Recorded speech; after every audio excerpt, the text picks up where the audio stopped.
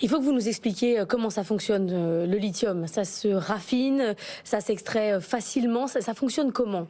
Alors le lithium, il y en a un peu partout. C'est pas tellement compliqué. C'est pas un produit extrêmement rare. Ça peut s'extraire de manière assez rapide. Je dirais en tout cas beaucoup plus rapide que du cuivre ou du cobalt qui demandent des installations, comment dirais-je, beaucoup plus compliquées au niveau chimique. Le seul problème, c'est que les découvertes actuelles de lithium ou la production actuelle du lithium sont essentiellement sur 5 pays, la Bolivie, l'Argentine, le Chili en Amérique du Sud, 60%, 20% en Australie et 17% en Chine.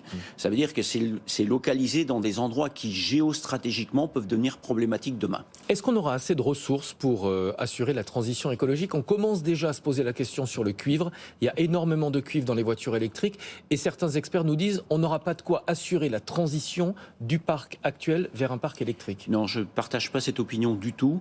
Les métaux sont là, ils sont dans la croûte terrestre. Le seul problème, c'est qu'il faut une dizaine d'années pour monter une opération entre le début des découvertes, donc la géologie sur le terrain, pour la production finale d'une tonne de cathode.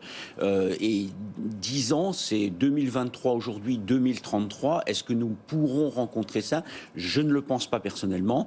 Et je pense que les prix vont continuer à monter de façon significative. Je suis désolée, je suis obsédée par le comment ça marche. J'ai besoin de savoir comment ça fonctionne. Je reviens à ma mine.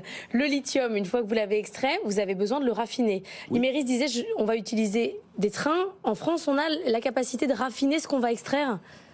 Alors c'est la bonne question. Je crois qu'il y a tout un processus d'industrialisation ou de réindustrialisation à côté. On a des sociétés telles que Rhodia qui peuvent apporter des solutions. On en a d'autres.